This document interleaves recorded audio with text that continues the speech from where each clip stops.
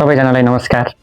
पछिल्लो समय नेपालमा चुनावका कारणले छिन्न-भिन्न भएका नेपालीहरूमा अब एउटै मालामा गाँस्ने एउटै मात्र माध्यम थियो, त्यो हो खेलकुद। र यो आइसिसी टी20 वर्ल्ड कप हिजोदेखि भारत र श्रीलङ्कामा सुरु भएको छ र आज दोस्रो दिन हाम्रो देश नेपालको खेल रहेको छ, जुन आज आइतबार साँझ 3:15 देखि सुरु हुनेछ।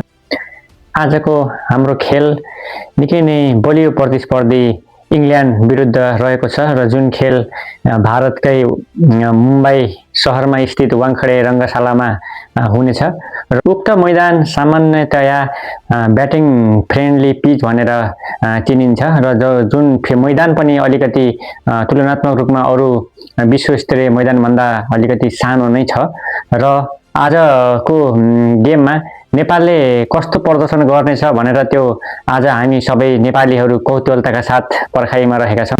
अब कुरा गरौँ आजको हाम्रो बलियो प्रतिद्वन्दी इङ्ल्यान्डले आफ्नो कुन टिम उतार्दैछ नेपालको खेलका लागि भनेर र त्यो क्रममा इङ्ल्यान्डको तर्फबाट निकै नै अनुभवी शक्तिशाली ब्याट्सम्यान फिल सल्ट र जस बटलरलाई ओपनरको रूपमा उतार्नेछ भने पहिलो उसमा खेल्नेछन् जेकब बेथल, त्यसपछि आउनेछन् टम ब्यान्टन, हेरी ब्रोक क्याप्टेनी भइहाले जो राम्रो लयमा पनि छन्, त्यसपछि अलराउन्डर सम करन, ओली ज्याक, लिम डोसन यिनी अलराउन्डरको रूपमा खेल्नेछन् भने जोफ्रा आर्चर, आदिल रसिद र लुक वुडलाई प्रमुख बोलरको रूपमा इङ्ल्यान्डले उतार्दैछ।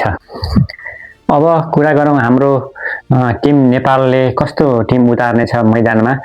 सामान्यतः हाम्रो नेपालको टिम जसरी दुईटा प्र्याक्टिस गेममा प्रदर्शन गर्यो त्यसका आधारमा भन्यो भने हाम्रो टिम सेटल नै देखिन्छ, तर मुम्बईको कन्डिसनलाई हेरेर म्यानेजमेन्टले एउटा स्पिनर खेलाउने उपयुक्त ठान्छ या तीनटा पेसरसँगै जान चाहन्छ भन्ने मात्रै फरकको कुरा हो र हाम्रो नेपालको टिम यस प्रकार रहेको छ, जसमा ओपनर त हाम्रो सेटेल कुशल भुटेल र आसिफ शेखले नै सम्हाल्छन् भने वान डाउन हाम्रो क्याप्टेन रोहित पौडेल नै जानेछन्, टु डाउनमा हाम्रो दिपेन्द्र सिंह एरी, त्यसपछि आरिफ शेख, त्यसपछि सन्दीप जोरा, गुलसन झा हुनेछन् भने त्यसपछि सोमपाल कामी, करण केसी र कन्डिसनको हिसाबले म्यानेजमेन्टले एक्स्ट्रा स्पिनर खेलाउने अवस्था आयो भने शेर मल्ललाई उतार्नेछन् भने अन्यथा नन्दन यादवसँगै जान सक्छन्।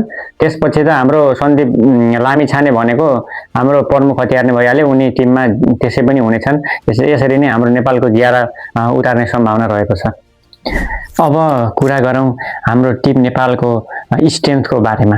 सामान्यतया हाम्रो टिम नेपालको अहिलेसम्मको जर्नीमा हाम्रो स्ट्रेन्थ भनेकै स्पिन बोलिङ अट्याक नै हो र पहिलादेखि नै शक्ति गौचन, बसन्त रेग्मी हुँदै अहिले इन्टरनेसनल क्रिकेटमा नै आफ्नो प्रभुत्व जमाउँदै आएका सन्दीप लामिछाने नै हाम्रो प्रमुख हतियार हुन् भने त्यसमा ललित राजवंशी, शेर मल्ल, बसिर अहमद, हाम्रो अलराउन्डरको रूपमा खेल्ने दिपेन्द्र सिंह एरी, रोहित पौडेल जस्ता स्पिनरहरूले नै हाम्रो नेपालको प्रमुख बोलिङको जिम्मेवारी सम्हाल्नेछन्।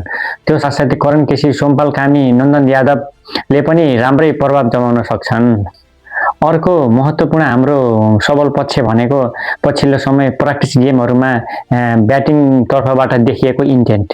युएईसँग हामीले 142 रनको टार्गेट पाए तापनि हामीले 17 ओभरमा नै चेस गरेर ब्याटिङ टी20मा कसरी खेल्नुपर्छ भने अलिकति इन्टेन्ट चाहिँ त्यहाँ प्रस्तुत गऱ्यौँ भने क्यानाडासँगको 162 रनको टार्गेट चेस गर्दा पनि हामीले 18 ओभरमा नै चेस गरेर आफ्नो इन्टेन्ट देखिसकेका छौँ र पछिल्लो समयदेखि नेपालले ब्याटिङमा गर्दै आएको कमजोरीहरू अलिकति सुधार्दै लगेको जस्तो देखिन्छ।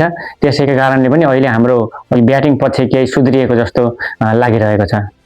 र अब कुरा गरौँ हाम्रो टिमका कमजोरीहरू।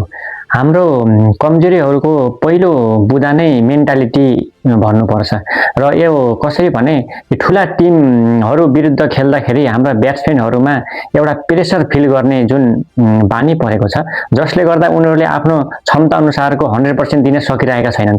पछिल्लो वर्ल्ड कपमा पनि साउथ अफ्रिकासँग खेल्दाखेरि हामीले लिन सकिन्छ, जुन एक समय 39 बलमा जम्मा 32 रनको आवश्यकता थियो, 8 विकेट हात पर्दाखेरि त्यस्तो अवस्थामा पनि हामीले म्याच गुमाउन परेको थियो भने त्यो नै यो इङ्ल्यान्ड विरुद्धको गेममा पनि हामीले त्यो फिल गर्न सकिन्छ कि भन्ने एउटा कमजोरीको रूपमा सकिन्छ।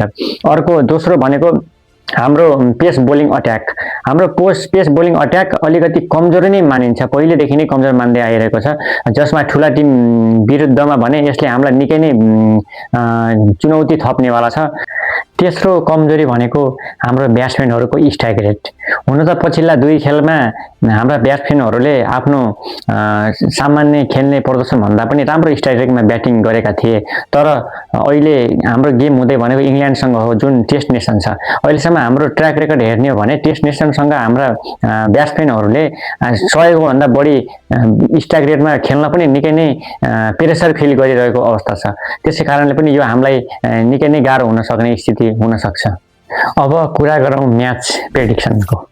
सामान्यतया हेर्दाखेरि इङ्ल्यान्डले म्याच जित्छ जस्तो सबैलाई लाग्नु स्वाभाविकै हो, तर क्रिकेट भनेको अनिश्चितताको खेल हो। हिजो पहिलो खेलमा पनि नेदरल्यान्डले पाकिस्तानलाई झन्डै हराइसकेको स्थिति थियो। पाकिस्तानले लास्ट 2 ओभरमा 29 रन चाहिँदा राम्रो ब्याटिङ गरेको भएर मात्रै उसले जित्न सक्यो, होइन भने नेदरल्यान्डले झन्डै जितिसकेको अवस्था थियो। त्यस्तै साँझको तेस्रो खेल पनि इन्डिया र युएसए बीचको खेल, युएसएले पनि इन्डियालाई 77 रनमा 6 विकेट झार्दिसकेको अवस्था थियो। पछि सूर्यकुमार यादवले राम्रो ब्याटिङ गरेर इन्डियालाई अलिकति राम्रो स्थितिमा पुर्याएको थिए। त्यही पनि इन्डियाले जम्मा 29 रनले मात्र जितेको थियो, त्यो जुन वाङखेडे स्टेडियममै भएको थियो। जस्तै रेड सोइलको पिच हुन्थ्यो भने इङ्ल्यान्डले नेपाललाई आउटप्लेड गरेर वान साइड हराउने स्थिति हुन सक्थ्यो, तर गेम त कालो पट्टीको पिचमा हुनेवाला छ। त्यसै कारणले पनि नेपालको बोलिङ स्ट्रङ भनेको स्पिनिङ स्ट्रङ हो। स्पिनिङ बोलिङ अट्याक प्रयोग गर्यो भने इङ्ल्यान्ड त त्यसै पनि अलिकति स्पिनिङ अट्याकमा फस्न सक्छ। इङ्ल्यान्डको ब्याट्सम्यानहरू स्पिनिङमा अलिकति कमजोर नै छन्, त्यसकारणले नेपालले राम्रो बोलिङ गरेर इङ्ल्यान्डलाई 150-60 भित्र रोक्न सक्यो भने नेपालको ब्याट्सम्यानमा त्यतिको दम छ, जुन 150-60 पनि चेस गर्न सक्ने दम राख्छन् केटाहरूले। त्यही भएर गेम हो, जे पनि हुनसक्छ। त्यही भएर मन त नेपाली नै हो, त्यही भएर नेपाललाई चेस गरौँ र आजको गेममा के हुन्छ कस्तो प्लेइङ 11 गर्नुपर्ने हुन्छ हजुरले पनि कमेन्ट गर्नुहोला र यो भिडियो कस्तो लाग्यो सुझाव सल्लाह सबै दिनुहोला। हस्त नमस्कार।